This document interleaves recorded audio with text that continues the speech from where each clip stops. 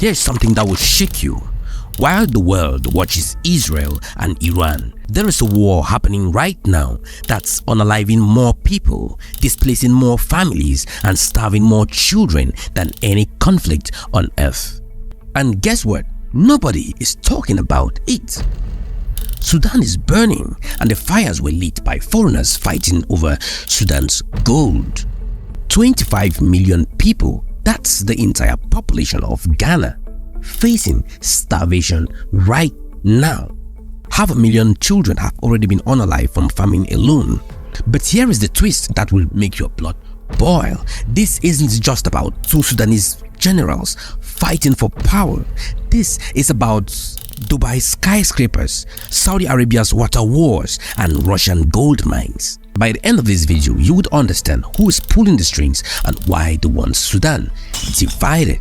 But first, let me ask you something. How many of you know that Sudan is home to Africa's third largest country by landmass?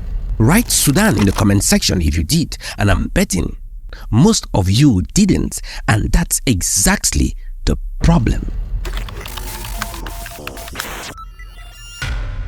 You see, Sudan isn't just another African country having problems. This is the crossroads of Africa. Look at this map. Sudan sits right between the Arab world and Black Africa. It controls access to the Nile River, Egypt's lifeline. It guards the Red Sea shipping lanes that connect Asia and Europe. And on the ground, it's sitting on gold mines that would make Mansa Musa jealous. Now imagine you are a foreigner looking at this map. What do you see? Opportunity. Control Sudan and you control the heart of Africa. But here is the problem. Sudan was getting too strong, too unified. Something had to be done. So let me tell you a story about two men, two armies, two puppet masters that turned brothers into enemies. But before we dive into who these puppet masters are, you need to understand something that happened in April 2023 that changed everything.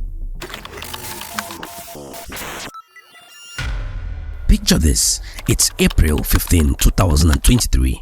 The sun rises over Khartoum, Sudan's capital. Families are getting ready for another day. Kids are walking to school. Then exactly at 9 a.m., gunfire erupts across the city. Two former allies, General Abdel Fattah and his deputy Mohammed Hamdan, nicknamed Hemeti, have turned their guns on each other. The Sudanese armed forces versus the rapid support forces, the official military versus the paramilitary, brother versus brother. But here is what media won't tell you. This wasn't a spontaneous fight. You see, after Sudan's longtime dictator Omar Bashir was overthrown in 2019, these two were supposed to share power and transition to democracy. But sharing power, that's not how empires are built, and foreign powers, they had bigger plans. Now, quick question before we continue. Who do you think benefits when Africa's largest countries break up? Think about it while I review the players. Let me introduce you to the masterminds behind the war. On one side, you have the United Arab Emirates. Yes, Dubai, Abu Dhabi, those shiny cities built on oil money. They are backing Hemeti and his rapid support forces with Chinese-made drones, weapons, and cold hard cash. Why? Because Hemeti controls the gold mines in Darfur. And Dubai? They are turning the Sudanese gold into glittering jewelry sold in their luxury malls. It's blood gold and it's funding the war. On the other side, Saudi Arabia and Egypt are backing the official army. Why? Water. The Nile River flows through Sudan before reaching Egypt.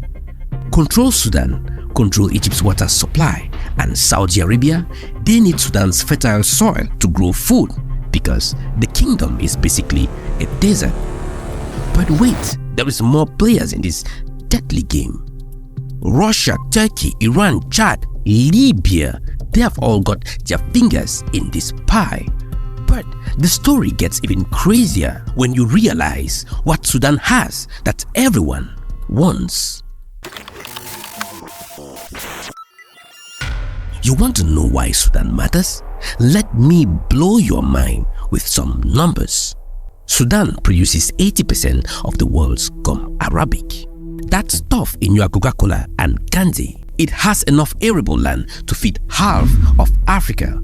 Its gold reserves are worth hundreds of billions of dollars. And its position in the Red Sea? That's where 10% of global trade passes through. But here is the real price. Sudan is the gateway to Africa's economic integration. You know how we always talk about African unity, the African Continental Free Trade Area connecting our markets. Sudan is the missing link. It connects North Africa to East Africa to West Africa. A divided Sudan? That's just another collection of weak territories to be exploited. Now let me ask you this. If you were a foreign power, would you want a strong united Sudan, challenging your influence in Africa? Comment your thoughts below. But behind all these geopolitical games are real people, real families. Let me tell you about Fatima, a mother of 3. She fled Khartoum with nothing, but with just clothes on her back. She walked for 7 days to reach a refugee camp in Chad. Her youngest child was unalived along the way because of hunger. But Fatima's story isn't unique. Over 13 million people have been displaced from their homes. That's more than the population of Rwanda and Burundi combined. Hospitals have been bombed. Schools have been destroyed. Entire neighborhoods that once bustled with life now looks like moonscapes. And while children are being unalived, foreign companies are still extracting gold from Darfur mines, while mothers are selling their jewelry to buy moldy bread. Dubai's gold traders are getting richer. This is what proxy wars look like in Africa. We provide the bodies, they collect the profits. Now here is where the story gets even more explosive.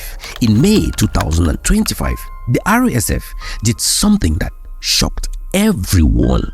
They launched drone attacks on Port Sudan, the one city that had been safe throughout this war. The only functioning airport, the main seaport, the last line for aid entering Sudan. For 6 straight days, Chinese-made drones supplied by the UAE rained down on foil depots, airports and government buildings. The message was clear: nowhere in Sudan is safe. But this is what it really means. The war has just entered a new phase. The RFS is saying, if we can't control all of Sudan, we will make sure nobody can. They are literally willing to starve their own people to win. And that brings us to the most important question of all. What do you think will happen next?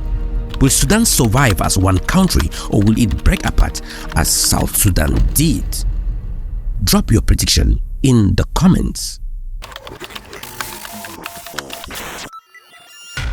Brothers and sisters, Sudan war isn't about Sudan. It's a preview of what some foreign powers wants to do to every strong African nation. Divide us, weaken us, exploit us. Think about it. Libya was broken apart. Somalia remains divided. South Sudan was carved off. Now they are trying to split Sudan into pieces. See the pattern? Every time we allow foreign powers to foil conflicts in African countries, we make the entire continent weaker. Every time we stay silent when our neighbors burn, we become more vulnerable. But here is what gives me hope. Young Sudanese are saying enough. They are not choosing between these two armies. They are presenting a third option. A civilian government that serves the people and not foreign powers. The same spirit that overthrew dictators in Tunisia, Egypt, and Sudan itself in 2019 is still alive. So the question is, will the rest of Africa support them, or will we let Sudan become the next proxy battlefield? So here is what I want you to do. First, share this video. The media won't let you know these stories, so we have to. Second, support organizations in Sudan and refugee camps in Chad and Egypt. But most importantly, start connecting the dots.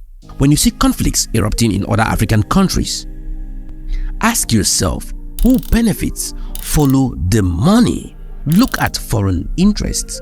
Because the only way to stop this cycle is to expose it and refuse to be pawns in other people's games. Now, before you go, tell me, which African country is much at risk of becoming the next Sudan? Your answer might surprise you. Sudan's story isn't over. The question is whether it ends with liberation or fragmentation, with unity or exploitation, with African solutions or foreign interference. The choice, my friends, is ours to make, but we have to make it now before it's too late.